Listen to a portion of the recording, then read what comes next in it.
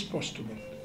আমার মনে পড়ে আমি তখন ছোট্ট ৬২ শিক্ষা কমিশনের বিরুদ্ধে যখন মিছিল হয়, শাহজাহান সিরাজ, আসাম আব্দুর রব, ফিরদৌস কুরেশি, তখন আমি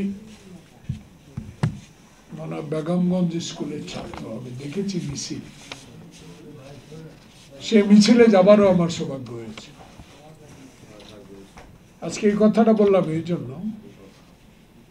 স্বাধীনের পরেও ৪৭ সালের পরেও ইস্ট পাকিস্তান লোকগুলোকে, শিক্ষা ব্যবস্থাকে সম্পূর্ণ ধ্বংস করে এই জাতি মানে আমাদের এই ইস্ট পাকিস্তানের লোকগুলোকে অশিক্ষিত করে তোলার প্রবণতাটা ওয়েস্ট পাকিস্তানের কাছেও ছিল।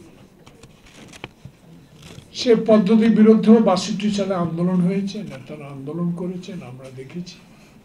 দুর্ভাগ্য ৭১ সালে স্বাধীন হলো দেশ, আমরা অনেক আশা করেছিলাম, ভরসা করেছিলাম যে জাতি বিশ্বের দরবারে মাথা উঁচু করে দাঁড়াবে। যে মাথা উঁচু করে দাঁড়াবার জন্য ২০০১ সালে যিনি আমার বাম পাশে নকলের বিরুদ্ধে যে প্রতিরোধ উনি গড়ে তুলেছেন, কিছুটা হলেও আমরা অনেক শিক্ষণীয় বিষয় তার থেকে পেয়েছি। আমি দেখেছি সে গ্রামাঞ্চলে কেন্দ্রগুলোতে গিয়ে সারা বাংলাদেশে যেভাবে ঘুরে বেড়িয়েছেন, এটা একটা শিক্ষা আমাদের। তো আজকে অভিভাবক মহোদয়, আপনাকে আমি অনেক অনেক ধন্যবাদ জানাই।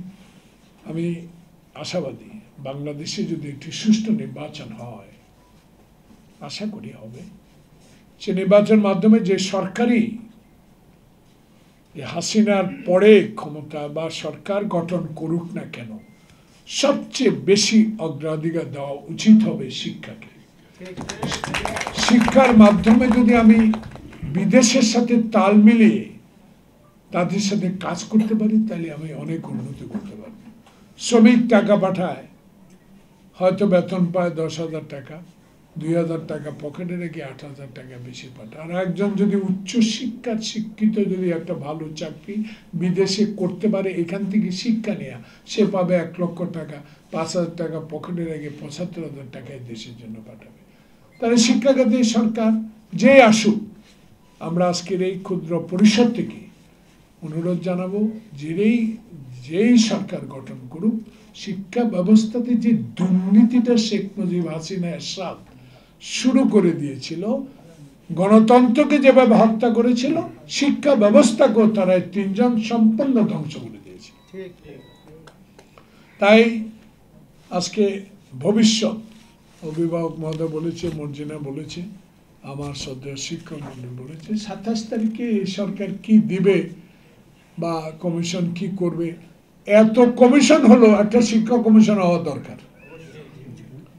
আমার মনে একটা শিক্ষা কমিশন হওয়া দরকার, যেটা মিলন সাহেব আমার চেয়ে অনেক ভালো বলতে পারবে, যেহেতু অভিজ্ঞ, সে আমার বয়সের ছোট হলে অনেক অভিজ্ঞ। তার সাথে আমি আমেরিকাতে অনেক মিটিং করেছি, অনেক তার যে শিক্ষা, তার যে ভবিষ্যৎ, সেটা সে পালন করতে কিছুটা হলেও পেরেছে।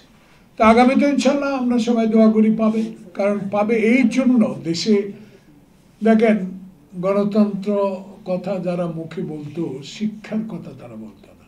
গণতন্ত্র প্রথম কারা হত্যা করছে? যে দাউদকান্দি থেকে ভোটের বাক্স নিয়ে এসে না, রশিদ ইঞ্জিনিয়ার নাকা কে, শেখ মুজিব তখন ক্ষমতায় ছিল। শিক্ষা ব্যবস্থাকে ধ্বংস করে দিয়েছে দীপুমণি, কি ডাক্তার না, ও কি ওই ডাক্তার না, কিসের ডাক্তার তোমার দেশের দাঁতের, তাকে বানাইলো শিক্ষামন্ত্রী, একবার বানাইলো ফরেন মিনিস্টার, আবার আরেকজনকে কারে বানাইলো নওফল, বাপদাদার ১৪ গোষ্ঠী, আমি তার নামও শুনি। তাহলে শিক্ষা খাতে যেভাবে হাসিনা, তার বাবা শেখ মুজিব ধ্বংস করেছে, এই দুইজনের আমলে আরো বেশি বেশি শেষ করে দিয়েছে।